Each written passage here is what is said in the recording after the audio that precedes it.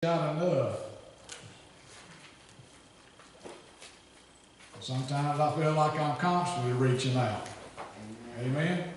Amen. Yes. Well, it's good to see you out on this Sunday morning. Our clock in the back is back on time. After 4 months. That's kind of comical because I never set the clock back. So I just had to throw that in there this morning. I know we're probably all a little sleepy this morning. Our schedule kind of tends to get thrown out of whack, you know, when time changes and everything of that nature. And, you know, it just does something to you. If you're an hour late going to bed is one thing, but then it seems like when time changes, it's a whole different story. Amen.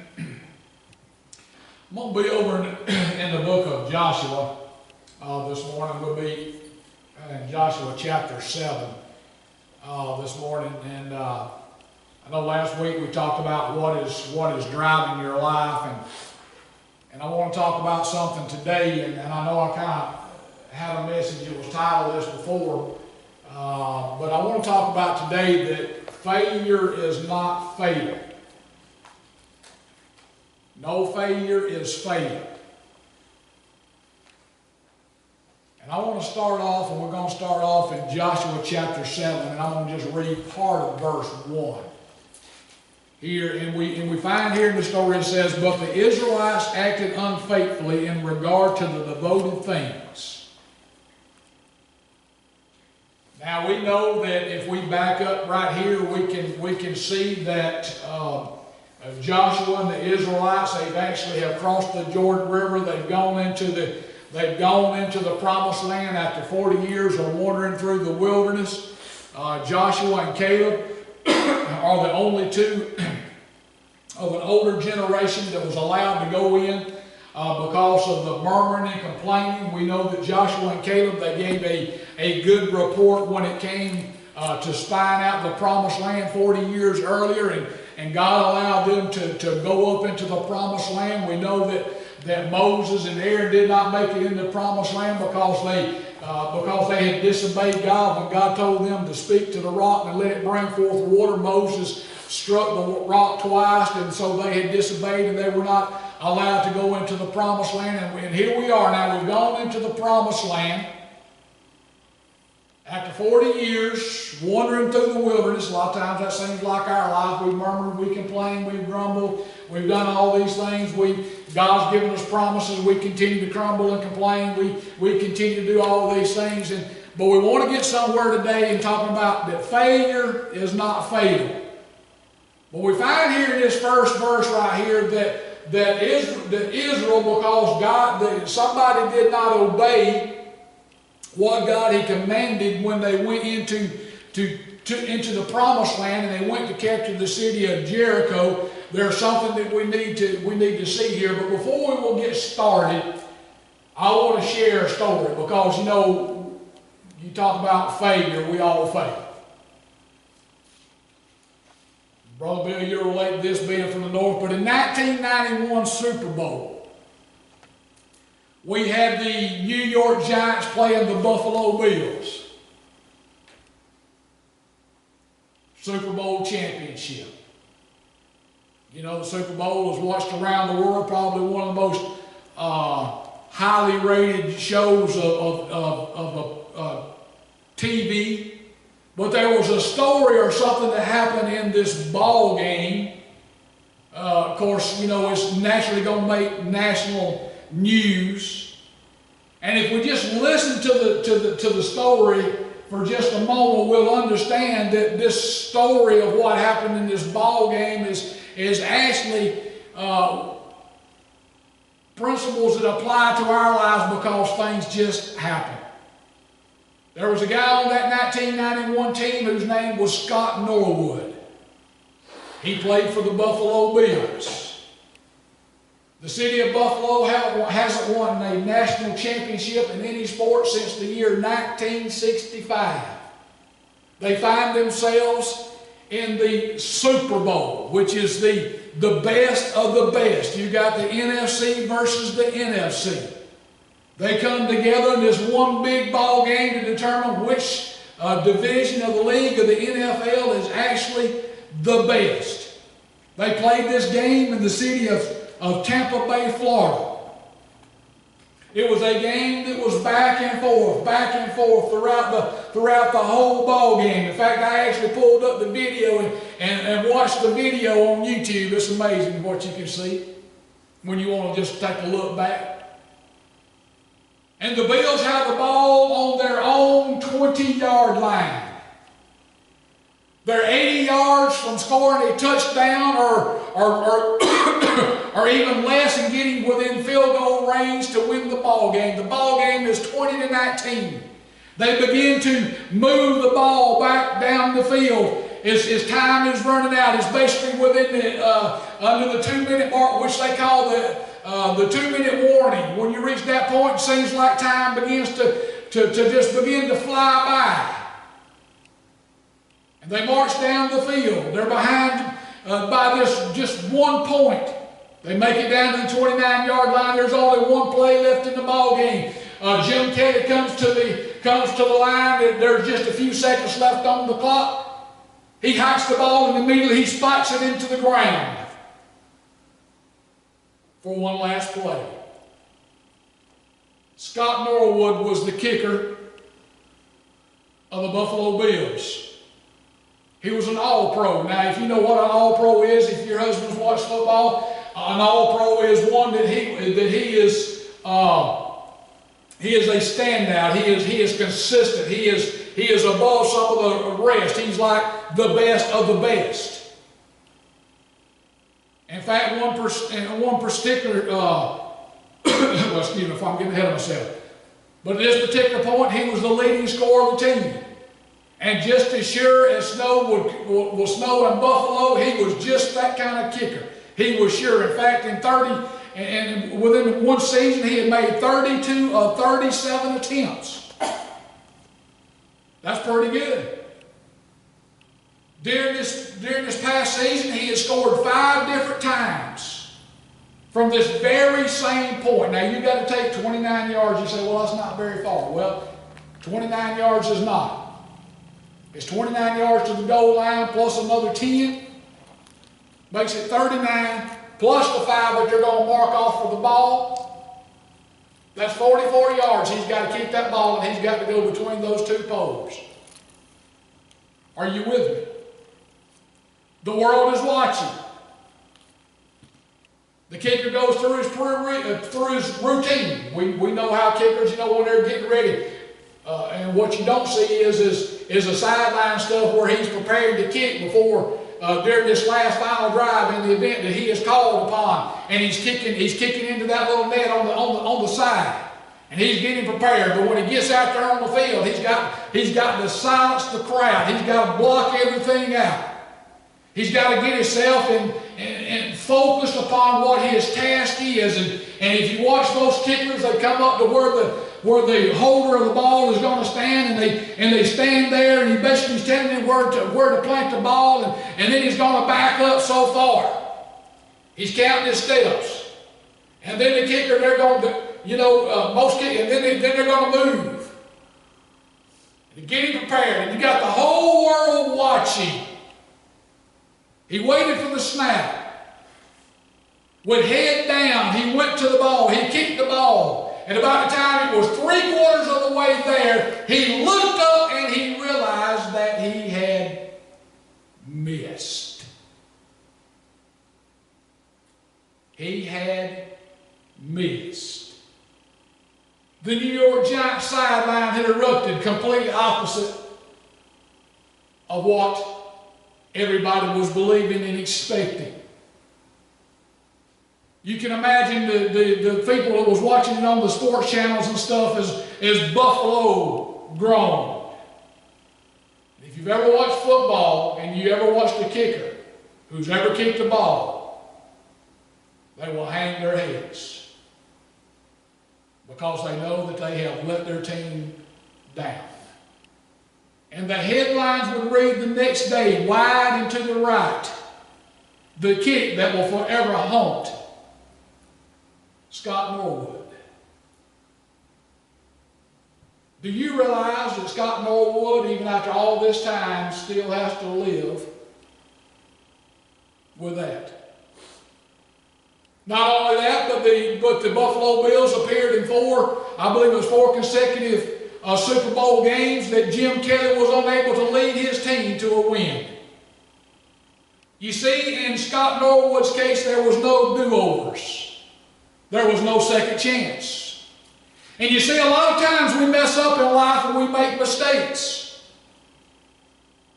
We can't go back and we can't rewind the tape. We can't create a different result because, we have made our decision or we've done something stupid because whether we actually thought about it or whether we didn't pray about it or whatever, we have to live with the consequences of what happened.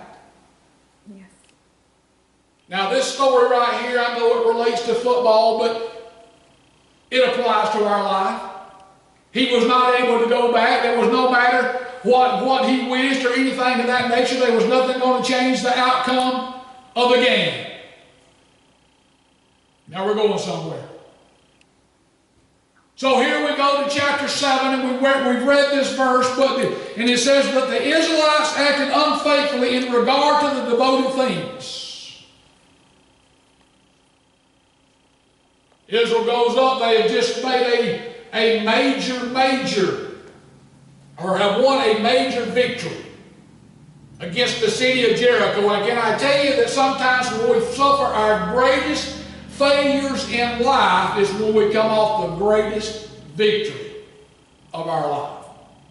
And we have to be very careful that when we have a huge victory in our life that we don't allow ourselves to fall in and make a mistake that we have a failure. Yes. We know in chapter 7 that Joshua has sent out, he has sent men from Jericho, and he has sent out to spy out the city of Ai. It's been come back and it's been reported, said, well, we don't need to bother all the people. Let's just send up a few. So we had about 3,000 men who went up to the city of Ai to take the city.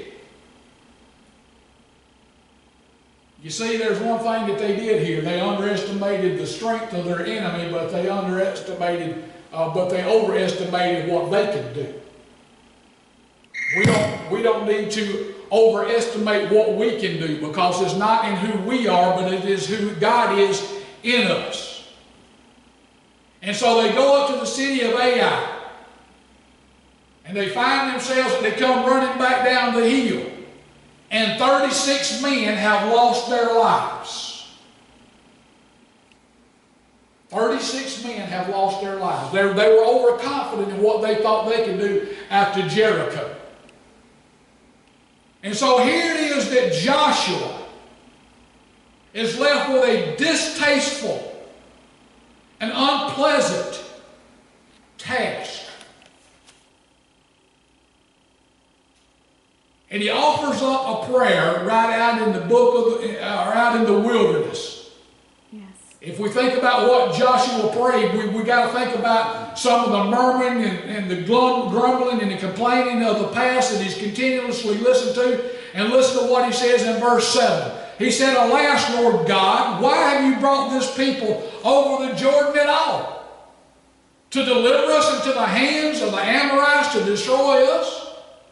Now certainly this was not one of Joshua's better days.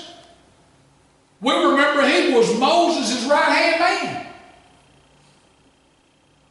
The day that Scott Norwood kicked that football, it was not one of his better days. He'd been kicking field goals for no telling how many years. An all-pro, a leading scorer on his team. Joshua, he was a man who showed courage. He was one of the spies that Moses sent out into the promised land. He assumed and took up the mantle of leadership for Moses. You know, he was one of the only ones that was willing to go up with Moses on the mount to meet with God. Yes. He's done all these things. He didn't hesitate when it came Let's get it done, boys. Didn't flinch at Jericho.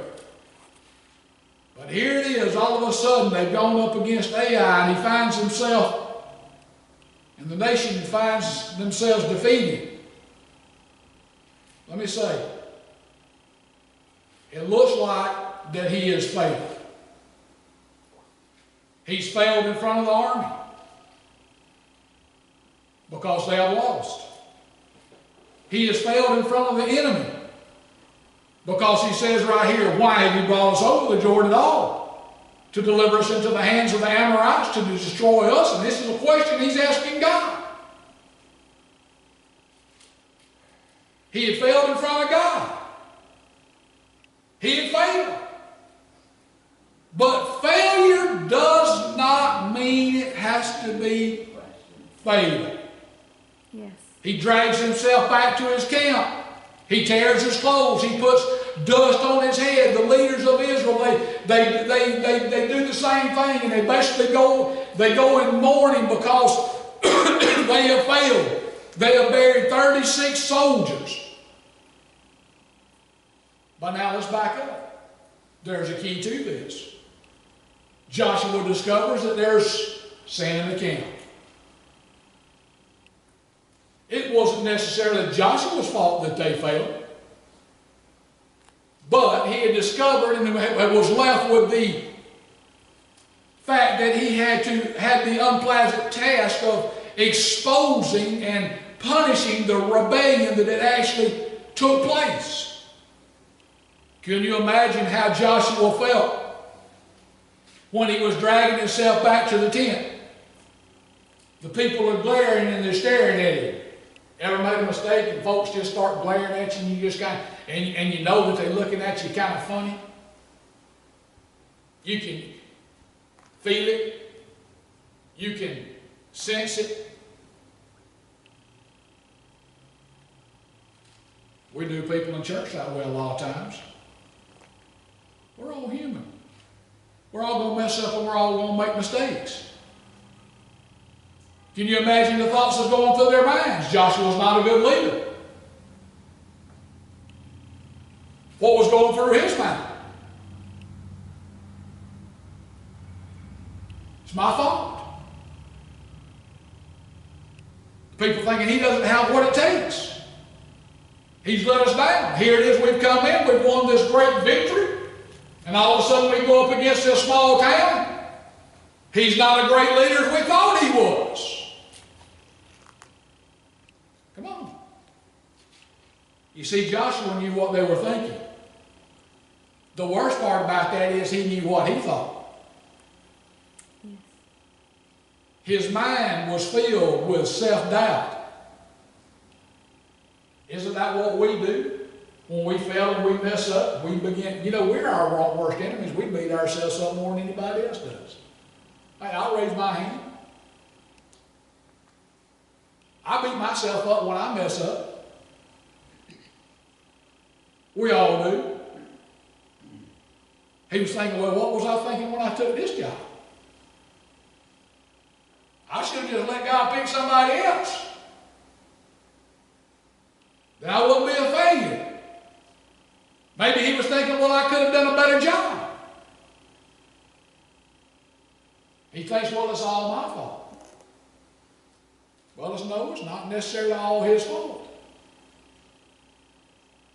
But can I tell you that that failure has a voice? That failure has lots of voices, and don't you know that he heard them all?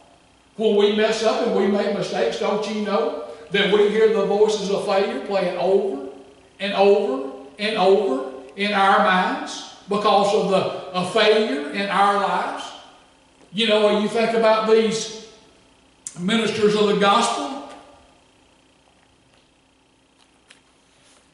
and they have a moral failure, and don't you know what the enemy is playing over and over and over and over and over in their minds? People in the church, they mess up and they do the same thing, and it plays over and over and over. Maybe somewhere along the point you lost your job and you thought, well, maybe I lost my job because I'm a failure. Maybe you flunked an exam in school. I lost my job. I flunked an exam. Some people just drop out of school because they feel like a failure, that they can't accomplish anything in their life. Or maybe even just like this one. Marriage went south. Been there, got t-shirts. And I throw that in because I say this, because, you know, even when I wasn't living for the Lord then at that particular point, Sister Margie, I didn't want to be a failure.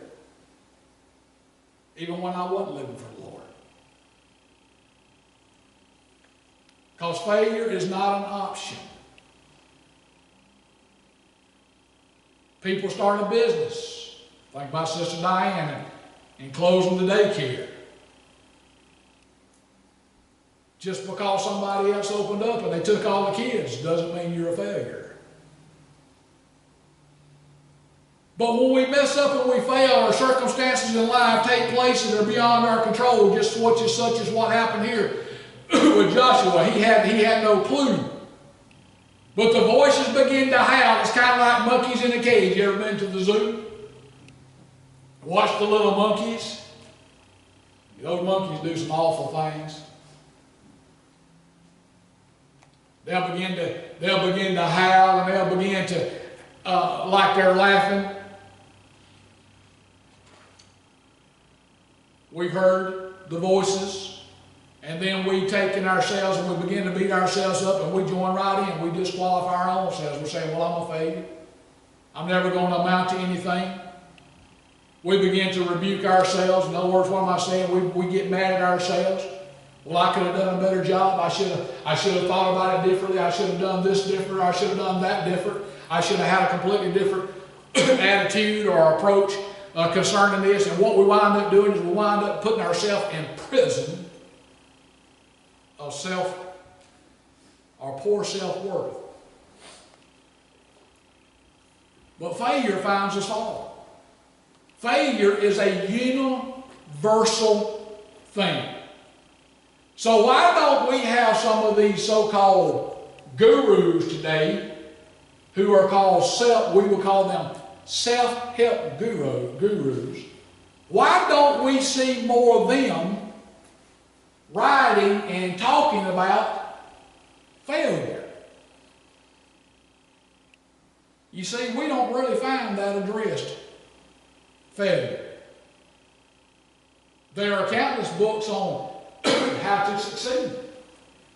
You can find Christian books on how to succeed. You can find worldly books on how to succeed. In fact, in Montgomery yesterday, I went by the Lifeway Christian store, and you know, there's books all over the store, you know, and in each little section, you know, Bibles, large print Bibles, specialty Bibles, fiction, top sellers, current issues, men, women, and you see all these things, and they're sitting right over certain sections in the store. But not one place in that store did I find anything that just stands out and says, how to be a failure. It's not there. We've got all these self-help gurus, and they write all these good books, and they tell us how to succeed, but nobody tells us to succeed at failure. Nobody knows what to say,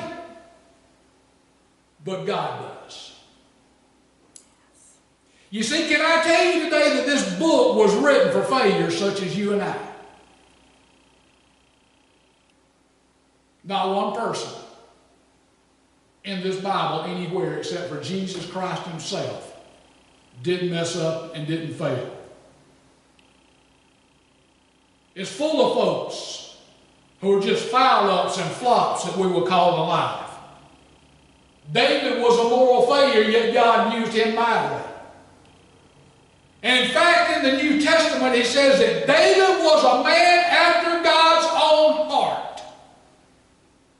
What kind of testimony can we have, even though we may fail sometimes in life, then we can have the testimony that David or Sister Diane or Sister Sue or Brother Bill were men and women of God's own heart. You see, the reason David was called a man after God's own heart, because God said he will do anything I want him to do. That's the key. Yes. Elijah was a train wreck after going up on Mount Carmel. He calls down fire from heaven. And all of a sudden Jezebel sends word to him, I'm going to do the same thing to you that you have done to these prophets of Baal. And he feels like a failure. He's won one of the greatest victories for God, and all of a sudden he's had this great victory, and all of a sudden she sends word out there, and depression hits him, and he takes off running. God used him anyway. Yes.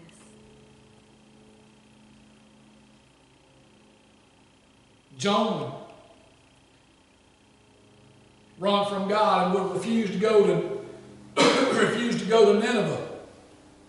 But in the belly of that great fish, he prayed, and God heard him, and he spit him up on the shore. Are these people perfect? No. Perfect messes? Absolutely. You see, that's actually what we are. We're perfect messes. I know that kind of sounds crazy. We're not perfect. We're just human. But God can use us today. Yes. God used them. He can use us. Let me tell you something. There is no failure that we have had in life that is fatal enough that God cannot use us to win other people for the kingdom of God. And I can stand before you today and I can testify that regardless of my failures of the past, God can still use me to preach the gospel to the world if He chooses. You see, it's refreshing to know that when we look at God's Word, that we can find that He uses failures. In fact, God does the miraculous through people who are completely and utterly failures, as we would call them. You see, what we can learn here is what Joshua learned from God. You see, what God did was He actually called Joshua to get on with life. Listen to what He said in chapter 7, verse 10. He said, "Get up. Why do you lie thus on your face?"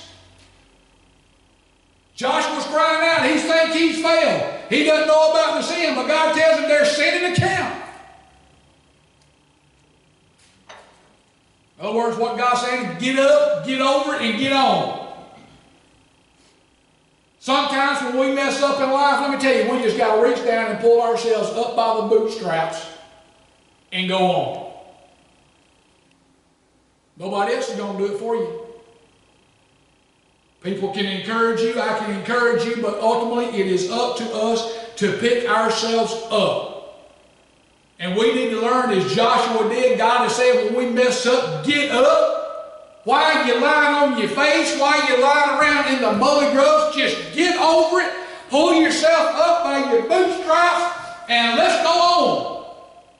Yeah, you messed up, but hey, that's all right. It's still not too late for me to do something with you. It's still not too late for me to bless your life. It's still not too late for you to win people for the kingdom of God. It's still not too late. It doesn't matter what's happened here in the past. God is still able to grow this church. He is still able to fill it up. And there ain't no failure in the past going to stop what God wants to do today, here or there or anywhere. Yes. You see, it's up to us whether that failure of the past is fatal or not. Yes, amen. Yes.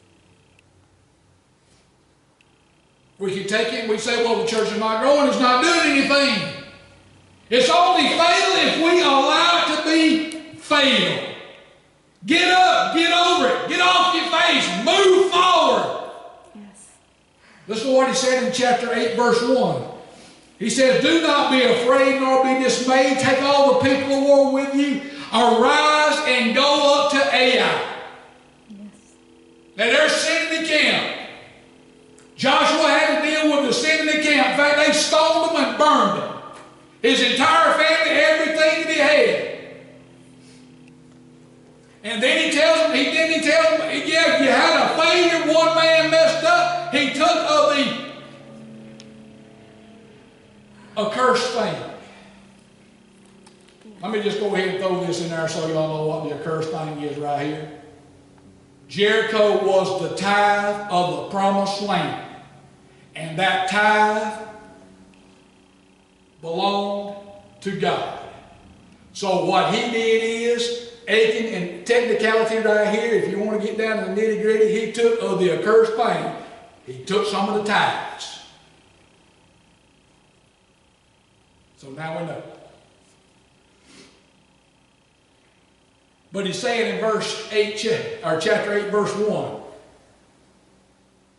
we've dealt with the thing, Joshua. Don't be afraid nor dismayed. Take up the people of war with you and arise, go up to Ai. God ain't changed his mind. Can I tell you that failure is just like quicksand? If we keep waddling around in it, we'll just keep sinking. Now, I don't know if you really know what quicksand is. I know we see a lot on TV. But I can tell you, I can kind of relate to that because I kind of got in some quicksand type mud one time up around the Petrie area, which, if you know anything about that area, Crenshaw County is some of the largest swamps in the United States of America, right there in that particular area. And I remember being in there with my dad and a friend of mine from school. We were still in school, and we walked down, and we was close to the close to the creek. Ground looked solid. Just had that, just like this morning, you can see all that yellow pollen all over the ground, from the rain yesterday. Kind of looked solid on the top. Kind of crusted, made it look hard. They cut timber right there many years ago, and I remember there was a stump that was laying like, or a log was laying like this. It was actually coming out of the old roadway. We was on this old roadway. And I just kind of walked up on that stump or log about that yay big, just standing there with my gun there, and they're just standing there. We're just looking because we're looking at the creek. I just stepped right off the front of that log. You know what? I was that deep in a sucking mud, just that quick. You know what? I had to have somebody help me get out of that mud. Because when you begin to move, you just feel it just sticking to you, just sucking to you. And you see, that's what failure is. It's a type of quicksand. Yes. And if we just keep walking around in it, we'll get sucked under. So when we fall in, we got to immediately take action. One stumble, let me tell you, one stumble does not define or break a person. Yeah, we fail. But let me tell you something. God's love does not. We have to face our failures in life with faith in God's goodness. God is good. Can I tell you that God saw this collapse before they ever crossed the Jordan River? He knew that you and I were going to mess up at such and such time on such and such day at a particular place. He knew our AI was coming. But it still has not disqualified us. And he is telling us today the same thing that he told to Joshua in chapter 1, verse 2. Arise, go up, you and all this people, to the land which I am giving you. That's what he said in Joshua chapter 1, verse 2. Arise, go, you and all this people, to the land which I am giving you. Can I tell you that when you look at that there is no condition in that covenant? There's no stipulation. Yes. God said, arise and go to the land that I'm giving you. God has given us a promise. He has given this church a promise. He has given us as individuals a promise, and there is no condition in that covenant if he said, arise and go to the land I promise you. In other words, there's no fine print. It's not like if you got a little, well, I just use my little prayer cloth here. Let's just say this was a contract. You go buy a new automobile or a used automobile and you sign the paperwork. There's some small print in that contract, but not when God says it. There's no fine print.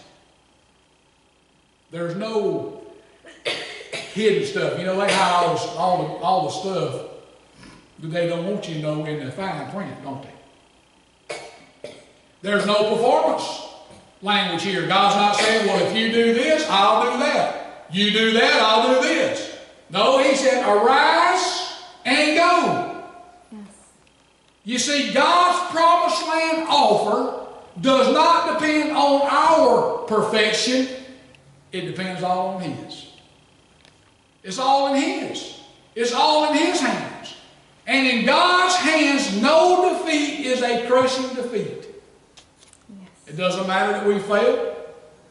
Doesn't matter about the past. Listen to what Psalms 37 verses 23 and 24 says. It says, the steps of a good man are directed by the Lord. He delights in each step they take. If they fall, listen to what this translation says. It isn't fatal, for the Lord holds them with His hand. Yes.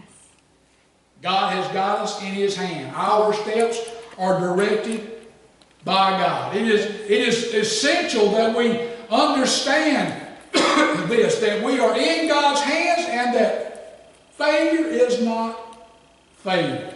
Yes. What we have to do is we have to latch on to the promises of God. Listen to what Romans, just briefly, Romans 8:1 and Romans 8:4. There is no condemnation for those who are in Christ Jesus, who do not walk according to the flesh, but according to the Spirit. Yes. See, we talked about that here the other week, walking in the Spirit. Everybody stumbles. Everybody messes up. Everybody makes a mistake in life. The difference is in how we respond to that. You know, the enemy will want to tell us that we'll never amount to nothing. You know, we see that in school every day. You know, it's just like with Javelin going and doing karate yesterday. And this was her second tournament that she was actually involved in. Now, her first tournament, she went out there and she just like a young'un just playing. I told her, I said, look, you dancing around out there like a little Raggedy Ann doll. I didn't spend $50 to come watch you just diddly-daddy around. I come to watch you do what you're supposed to do. Now, if y'all look at those pictures that I posted on Facebook yesterday, y'all can see the concentration in her face with all those people. Hear me now. Yes. With all those people. Yeah, her first routine, she made some mistakes. She said, so how'd I do? I said, saw some mistakes. I didn't look at you. I saw some mistakes. But you know what? We encourage them and we teach them that even though you mess up, you can do all and be all that you want to be in life. Yes. Same thing when we had a teacher. Started off the school year in September, and she basically tells Jasmine, well, you're not going to make this class. You're not going to go any further. You're not going to succeed. Jasmine is ADHD. So she has a problem getting it from here to here. But when she's sitting there and she's hearing you talk, I guarantee she won't forget nothing you ever said. I guarantee she can still tell me stuff that was said when she was 2 years old. She's got a memory like an elephant, as we would say. So her learning style is a little bit different. I called the school counselor. I said, I'm not dealing with this. I said, I know where this lady comes from. I know her background. I do not know her personally. I said, but she can check her garbage at the door. That's what I said. Leave it at home. Because we tell our grandkids and our kids, you can't do anything. It doesn't matter that you messed up, that you made a mistake. We're going to help you because you're young and you don't understand. We're going to help you to pull yourself up by your bootstraps and just move on. Get over it. Yes. And Jasmine, yesterday, the weapon competition, she had to compete against boys. Yes. I think anywhere from 18 down to 13 years old, I think it was, in the weapons competition. She had something there that was brown belts. She was a little disappointed. It's just not fair, but I got judged compared to all these others. Yes, there is. You have to practice. Practice makes perfect. It doesn't matter what they know with their weapon just because they're a brown belt, because you can do the same thing or even more than what they can do. You know, sometimes, you know, we have to point out, just like what God pointed out to Joshua, we have to point out those mistakes so these mistakes can be corrected. Yes. But God's promises are sure. There is no condemnation. We got to respond in the right way. Some stumble into the pit of guilt. Take something that tragic that happens to a woman because of some particular thing, and she falls into guilt, and she goes through life. It's always her fault. She's guilt-ridden. But God's able to do something. He's able to change that around. It's about our attitude. Yes. You see, what we got to do is we got to stand up and we got to lean into God's grace. Like I said, we're on our own worst enemies. We want to beat ourselves up. But you know what? When we mess up, when I mess up, I have to pick myself up and I have to lean into God's grace and ask God to help me. And God's told Joshua, don't be afraid or dismayed. Arise and go. Can I tell you that there ain't no future in the past? Let me say that again. There ain't no future in the past. If there was a future in the past, then your rearview mirror would be as big as your windshield so you can see the past and where you're going.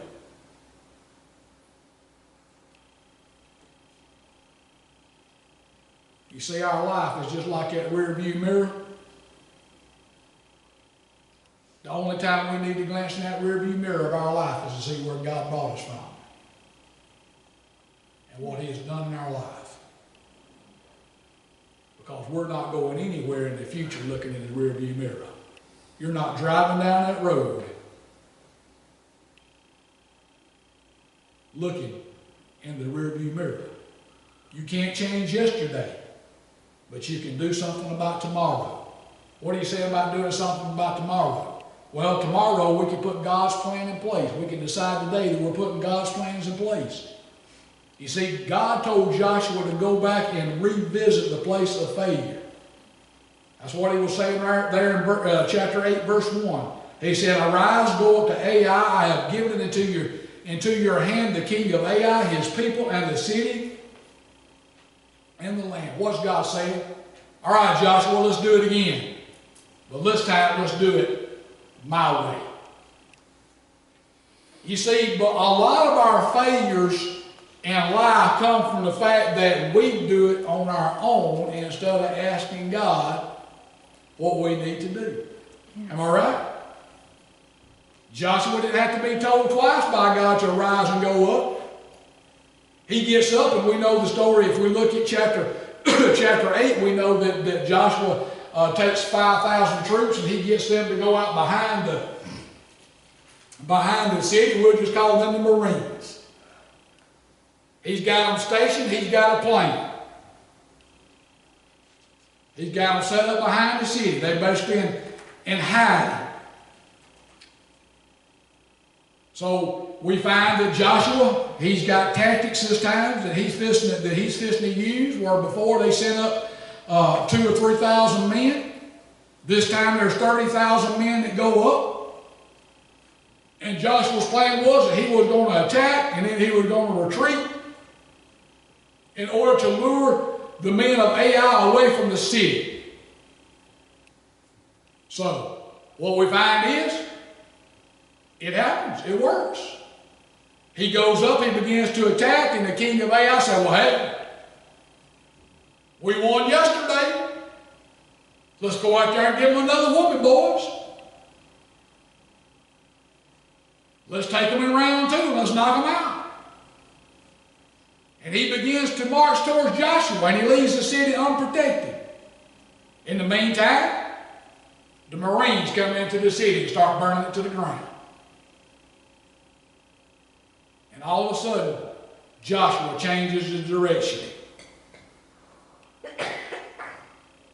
And the men of Ai are caught in the middle. And God gives the victory totally and completely. 12,000 people lost their lives because God gave total victory. Now let's look at something right here. When we think about attack 1 versus attack 2, there's several things we need to notice real quickly. The first thing we notice in the first attack is that Joshua consulted the spies. In the second one, he listened to what God had to say. In the first battle, he stayed at home. Why did he say he stayed at home? Word doesn't say anything about Joshua being there. But in the second battle, we know that he led the way. The first attack we knew involved 2,000 to 3,000 men, and on the other hand, the second attack involved 30,000. And in the first attack, he had no tactics or military strategy, if you will, but in the second one, he did. The point that I'm trying to make is right here that God gave Joshua a brand new plan. He said, try it again, Joshua. Do it my way. And when he did it God's way, victory happened. Can I tell you that victory will happen when we do it God's way? You know, I've said it several times. It's not what I want to do here. It's what God wants to do here. We have to be willing to follow what God wants to do. He has promised this church a promised land. God, Sister Margie, has not forgotten about you. He has not forgotten about this church. And sometimes, even some days, even though it may seem hard, we have to keep our head up and know that good awaits us. Because it does. God has a plan and a purpose. Yes. As I'm getting ready to close, let's go back to Scott Norwood a moment. Scott walked off that field with his head down for several days. Thoughts haunted his mind of missing this kick. He couldn't get it out of his mind. Couldn't sleep. You know what I'm talking about? When we mess up, sometimes we just can't sleep. Couldn't find any peace.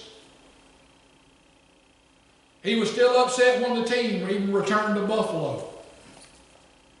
And of course we know that when a sports team always wins, you know, the city always has this big shindig. But can I tell you that even though they lost the Super Bowl, the city put on a shindig for the Bills.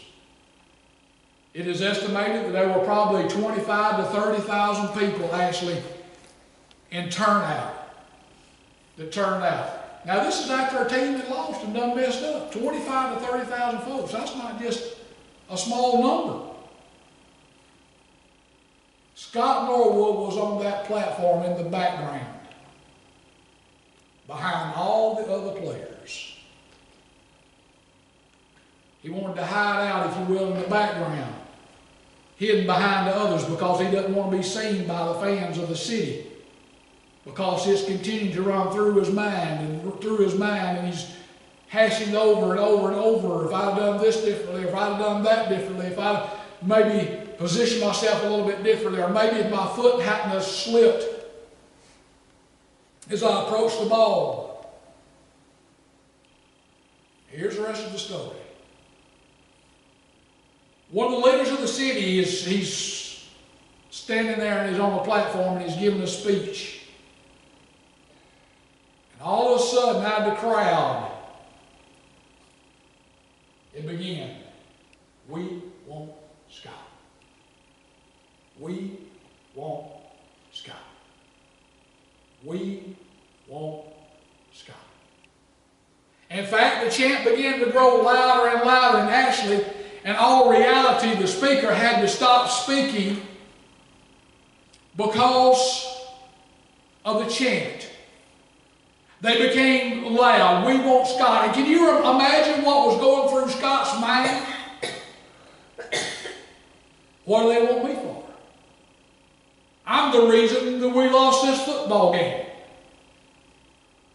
Why would they want me? And he began to continue to hide behind his teammates.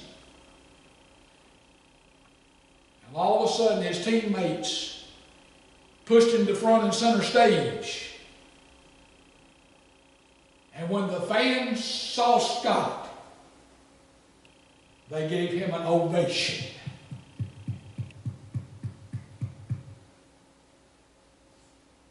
You see, even though he messed up and he didn't make the kick,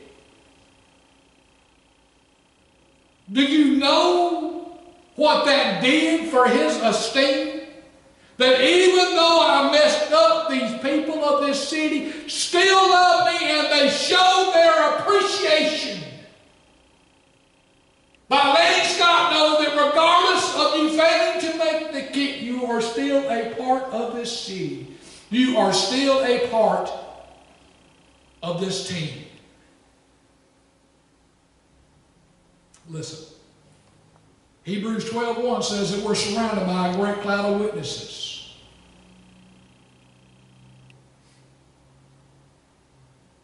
You know, some folks just don't believe when people die that they go to heaven or hell. I beg to differ with that.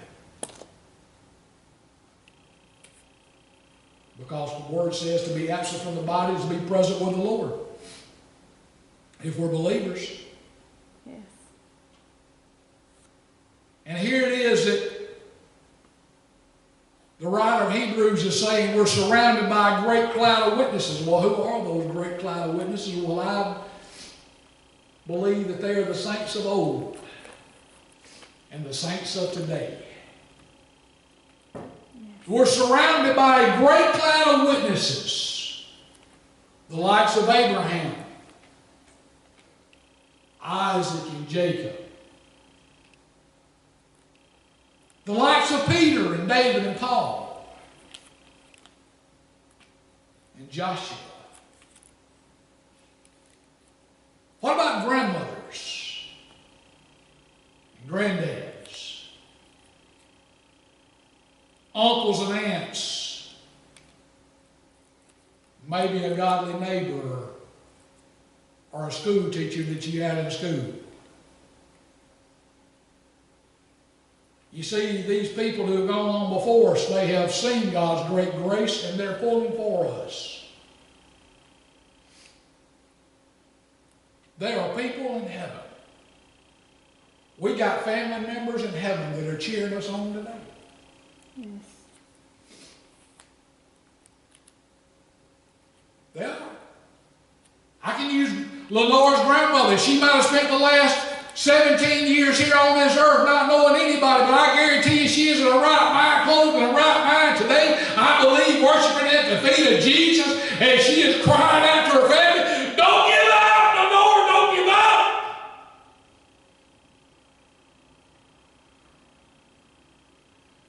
It doesn't matter about the past. It doesn't matter about the mistakes that you made in life. Yes. It doesn't matter what your kids have done, what they're doing, and what they think they want to do. Don't give up. Just because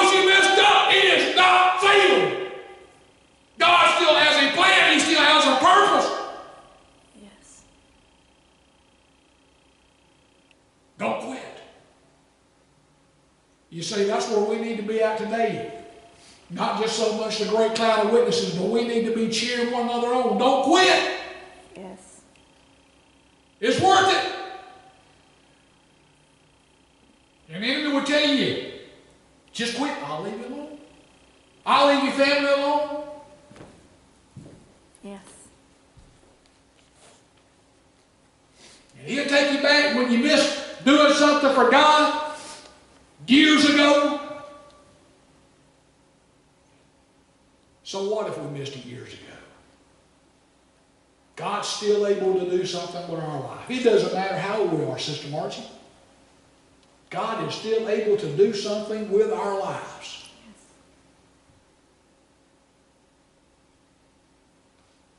People thought I would be a preacher when I was a young man, and it took me to the age of 50 to get there. And tons and tons and tons of mistakes, but somebody was praying, because God had somebody praying. Yeah, I've made mistakes along the way since I've been back serving the Lord, but God said, get up. Get up. Try it again. We may have missed the mark somewhere along the line and what God is wanting to do. This church has missed the mark somewhere along the line and what God's wanting to do. But God said, get up, arise, and go into the promised land. Try it again. Let's do it my way. It doesn't matter if I missed the goal or somebody in the past has missed the goal. We're still a part of God's team. God's not through. God's still got something He wants to do.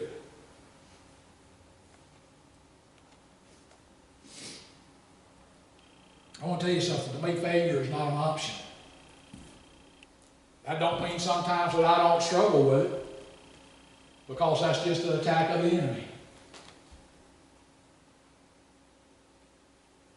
But I have to push through. And can I tell you sometimes that just failure is a test? I know that kind of sounds crazy.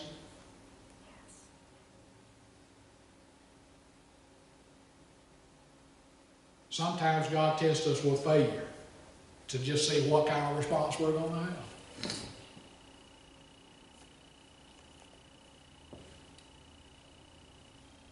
I don't know why,